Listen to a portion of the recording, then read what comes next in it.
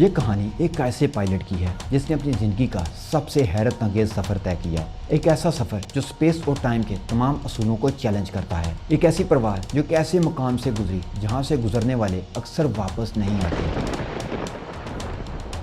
یہ کہانی ہے بروس گارنر کی اور یہ واقعہ پیش آیا اس جگہ پر جسے دنیا برمودا ٹرائینگل کے نام سے جانتی ہے۔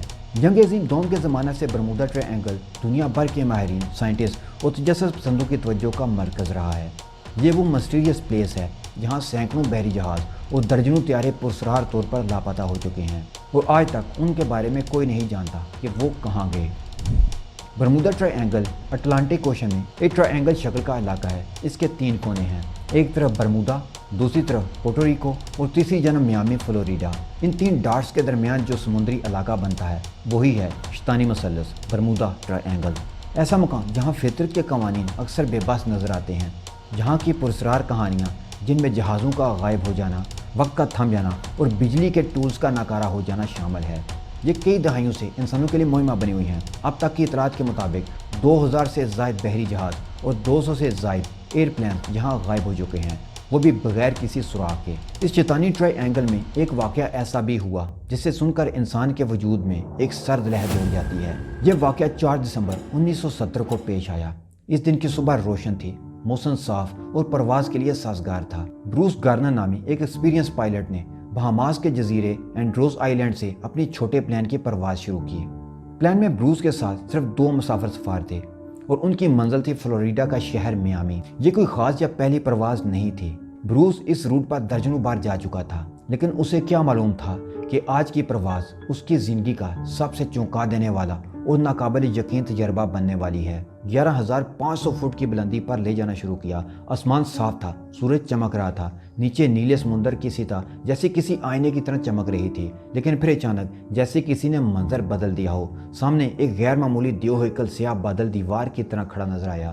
یہ بادل عام بادلوں جیسا نہیں لگ رہا تھا۔ اس کی رنگت گہری سیاہی مائل تھی، جیسے کوئلے کی دھول سے بھرا ہوا ہو، اور اس کے کناروں پر کبھی کبھار سفید روشنی کی چمک جھلک رہی تھی، جیسے آسمانی بجلی اندر ہی اندر قید ہو۔ بروس نے طیارے کی رفتار کم کی اور بادل کی ساخت کو غور سے دیکھنے لگا۔ کچھ لمحوں تک اسے ایسے لگا جیسے یہ بادل حرکت نہیں کر رہا بلکہ ایک جگہ ٹھہرا ہوا ہے، جیسے کسی غیر طاقت نے اسے وہاں جما دیا ہو۔ طیارے کے نیویگیشن آلات بھی اب بھی درست کام کر رہے تھے، اس لیے بروس نے فیصلہ کیا کہ وہ اس بادل کے اندر سے گزرے گا۔ لیکن جوں ہی طیارہ بادل کے اندر داخل ہوا، اندر کا منظر سراسر ایک اور ہی دنیا کا عکس پیش کرنے لگا۔ اندر داخل ہوتے ہی ہر طرف گپ اندھیرا چھا گیا۔ سورج کی روشنی مکمل طور پر ختم ہو گئی۔ ایسے لگا جیسے وہ کسی غار کے اندر اڑ رہا ہو۔ ہوا کا دباؤ یک بدلنے لگا۔ طیارہ معمولی طور پر ہچکولے کھانے لگا، مگر بروس نے کنٹرول سنبھالے رکھا۔ اچانک اس نے بادل کے اندر کچھ عجیب سی روشنی کو گھومتے ہوئے دیکھا۔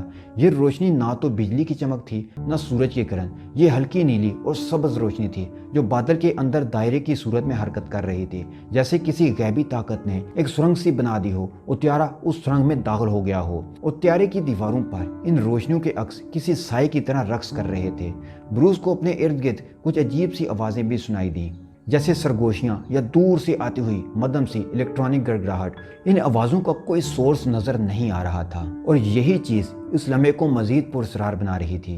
بروس نے گھبرا کر نیچے دیکھا، مگر نیچے کچھ بھی دکھائی نہیں دے رہا تھا۔ کوئی زمین، کوئی سمندر، کچھ بھی نہیں، صرف سیاہی، دھند اور گھومتی روشنیوں کی سرنگ۔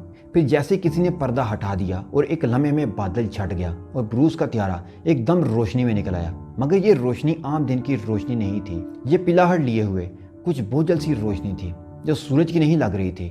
نیچے کے مناظر بھی جیسے بدل چکے تھے۔ زمین کا رنگ ہلکا سرمئی تھا اور ساحل کی شکلیں معمول سے مختلف دکھائی دے رہی تھیں۔ بروس کو سب سے زیادہ چونکا دینے والی بات یہ لگی کہ جیسے ہی اس نے ریڈیو پر دوبارہ رابطے کی کوشش کی تو اسے کنٹرول ٹاور کی آواز سنائی دی، لیکن وہ آواز مدھم تھی اور عجیب سا شور اس میں شامل تھا، جیسے کئی فریکوینسیز آپس میں ٹکرا گئی ہوں۔ کنٹرول ٹاور نے حیرت سے پوچھا، کیا آپ ابھی بھی ظاہر ہوئے ہیں؟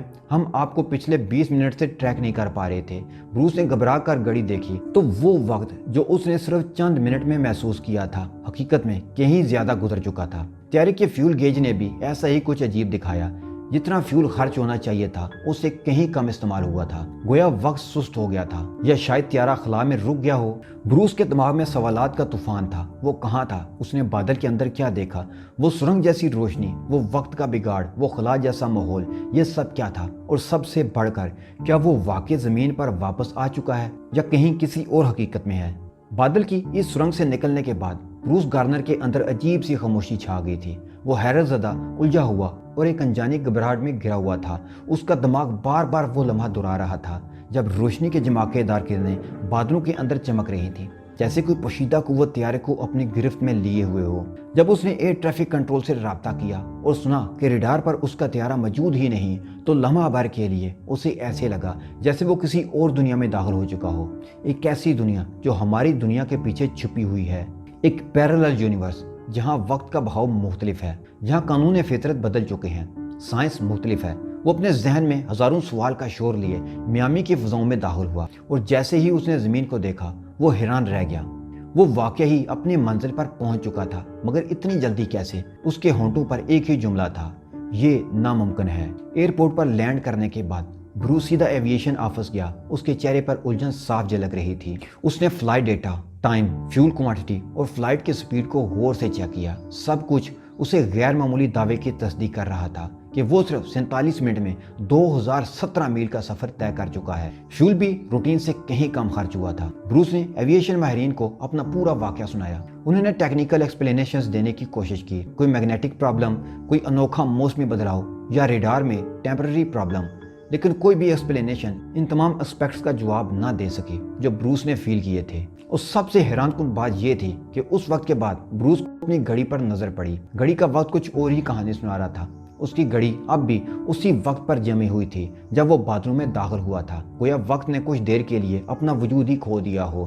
یہ دیکھا بروس کے تو ہوش اڑ گئے کہ یہ کیسے ممکن ہے، کہیں وہ خواب تو نہیں دیکھ رہا۔ ان لمحات کے بعد بروس گارنر کی زندگی پہلے جیسی نہ رہی۔ اس واقعے نے اسے حیرت، خوف اور تجسس کی ایک گہری کھائی میں دھکیل دیا۔ وہ بار بار اپنی یادداشت کے دریچوں میں جھانکتا، شاید کوئی اور اشارہ مل جائے، کوئی ایسا سرا جو اسے سمجھا سکے کہ اس دن اس کے ساتھ کیا ہوا۔ بعض ماہرین نے کہا کہ وہ ٹائم ریب میں پھنس گیا تھا، کچھ نے اسے ورم ہول سے تشبیہ دی اور کچھ نے کہا کہ وہ ایک ایسی فریکوینسی میں داخل ہو گیا جہاں ٹائم اور سپیس کا کوئی مطلب نہیں رہتا۔ لیکن ایک بات جس پر سب متفق تھے وہ یہ کہ بروس گارنر نے جو کچھ بھی دیکھا وہ انسانی سمجھ سے بہت آگے کی بات تھی، اور یہیں ایک نیا سوال جنم لیتا ہے، کیا برمودا ٹرائنگل واقعی کوئی قدرتی راز ہے یا وہاں کوئی غیر مرئی قوتیں چھپی بیٹھی ہیں؟ بروس گارنر کی اس پراسرار پرواز کے بعد جہاں ایکسپرٹس اور سائنٹسٹ خاموش تھے، وہاں بروس نے خود ریسرچ شروع کر دی۔ وہ جاننا چاہتا تھا کہ جو کچھ اس کے ساتھ ہوا وہ محض کوئی خرابی یا اتفاق نہیں تھا، اس کے پیچھے کوئی گہرا راز چھپا ہے۔ اس نے طیارے کی آلات کے ڈیٹا،